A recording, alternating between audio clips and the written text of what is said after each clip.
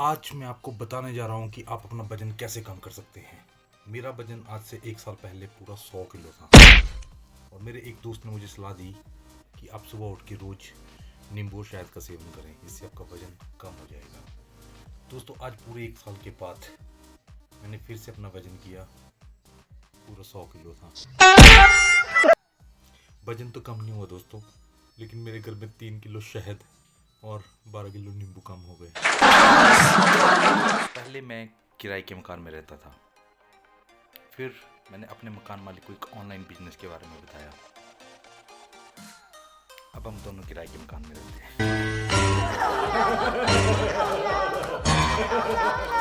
एक बार दोस्तों मैं इंटरव्यू देने के लिए गया, तो इंटरव्यू जो ले रहे थे, जो बॉस इंटरव्यू ले रहे थे, उन्होंने पूछा कि वो एक्चुअली कंप्यूटर के बारे में पूछ रहे थे। तो मुझे पूछते कि एक्सेल आता है।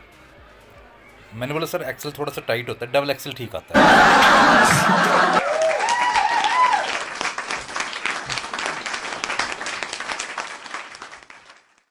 अगर दोस्तों सीधी उंगली से घी ना निकले ना, तो चम्मच का इस्तेमाल कर लेना चाहिए। हर बात में उंगली करना अच्छी बात नहीं होती।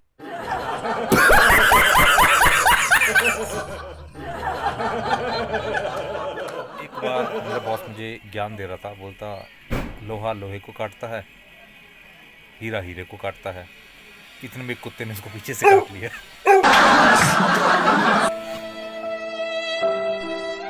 तो बॉस बड़े गुस्से में था और मेरे साथ एक लड़का काम करता था, उसका नाम था हरपाल सिंह।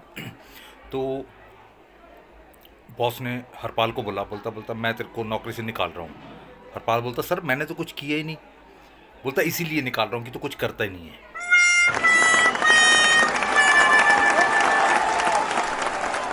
और हरपाल भी एक नंबर का बदतमीज आदमी। रोज क्या करता, बॉस के घर के पास जाता और वहां पे पॉटी करके आ जाता। Oh, no!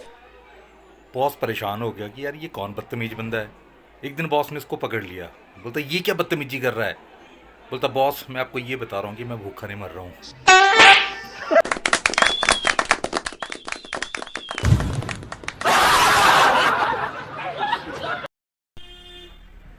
बाहर के लोगों में और हमारे यहाँ पे आइसक्रीम मांगने का अलग अलग तरीका रहता है। जैसे कि अगर विदेशी लोगों ने अगर आइसक्रीम मांगनी हो तो वो किस प्रकार से बोलते हैं कि 2 Chocobar, 2 vanilla, 1 strawberry and 1 butter scotch.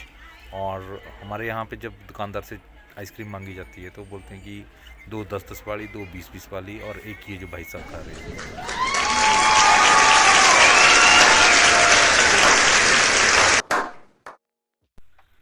एक बार दोस्तों आर्मी की भर्ती चली हुई थी, रिक्रूटमेंट चली हुई थी, तो वहाँ पे 2 अंधे लोग आ गए।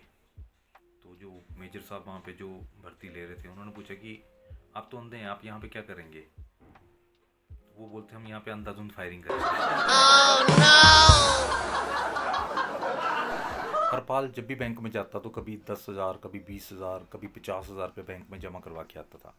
तो एक बार मैनेजर साहब ने पूछ लिया कि यार हरपाल जी आप करते क्या हैं, आपका बिजनेस क्या है, आप जब भी आते हैं हर बार आप कभी 10,000, कभी 20,000, कभी 50,000 रुपये जमा करवाते हैं। तो हरपाल जी बोलते जी अपना शर्त लगाने का बिजनेस है। मैनेजर साहब बोलते ये कौन सा बिजनेस है। बोलते जी हम शर्त लगाते हैं और शर्त जीतते भी हैं। मैनेजर साहब बोलते हैं ऐसा कैसे हो सकता है कि आप हर बार शर्त जीतते हैं। तो हरपाल जी बोलते मैं आपके साथ भी शर्त लगा सकता हूँ और ये गारंटी कि मैं ही शर्त जीतूंगा। मैनेजर साहब बोलते ऐसा कैसे हो सकता है। तो हरपाल जी बोलते चलो मैं आपसे शर्त लगाता हूँ कि आपकी जो राइट लेग है, राइट लेग में जो राइट लेग की थाई है उसमें आपको ब्लैक कलर का एक तिल है।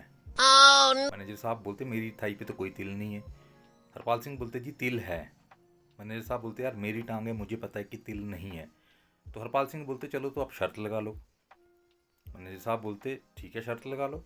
और उन दोनों के बीच में 50,000 रुपये की शर्त तय हो जाती है। हरपाल सिंह बोलते हैं कि अगर आपकी टांग पे तिल हुआ तो आपको 50,000 रुपये देना पड़ेगा, और अगर नहीं हुआ तो मैं आपको 50,000 रुपये दूंगा।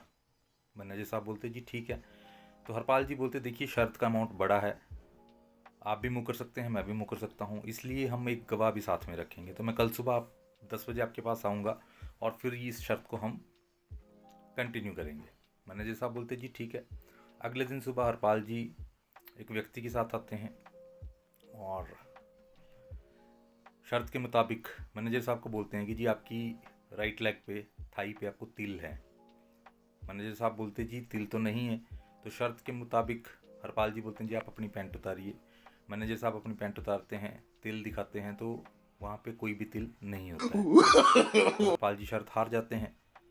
तो हरपाल जी बोलते हैं मैनेजर साहब ठीक है मैं शर्त हार गया, ये लीजिए 50,000 रुपया और साथ में ये 2 लाख रुपये भी लीजिए और मेरे अकाउंट में जमा कर दीजिए। मैनेजर साहब बोलते ये 2 लाख रुपये कहाँ से आया? बोलते ये मेरे फ्रेंड हैं, मित्र हैं मेरे, और ये वकील हैं पेशे से, और इनके साथ मेरी शर्त लगी थी कि मैं आपके सामने मैनेजर साहब के कैबिन में उनकी पैंट उतरवाऊंगा।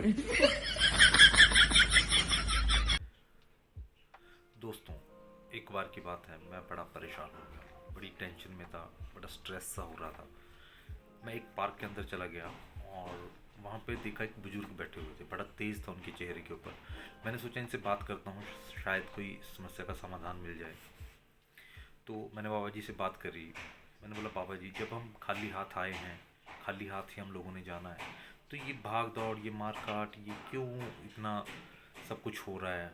हर कोई भाग दौड़ में लगा हुआ है, एक दूसरे को काटने में लगा हुआ है, भाई भाई का दुश्मन बन के बैठा है, कोई किसी की तरक्की से खुश नहीं होता। ये आखिर ये सब कुछ क्यों है?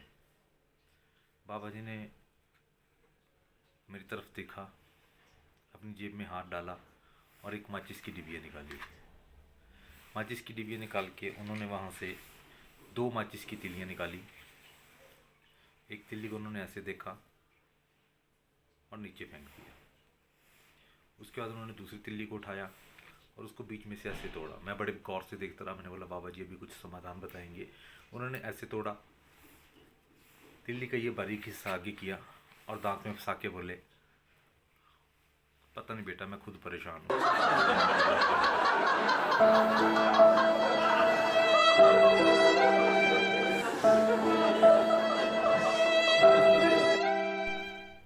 एक बार हरपाल सिंह अपने खेत में बैठ के काकड़ी खा रहे थे, खीरा काकड़ी। तो एक अंग्रेज आया तो बोलता व्हाट इज दिस? हरपाल जी बोलते काकड़ी खानी तो लून। अंग्रेज को समझ नहीं आया, बोलता व्हाट इज दैट? बोलता नहीं खानी तो थी। इस सज्जन को क्या तकलीफ है भाई?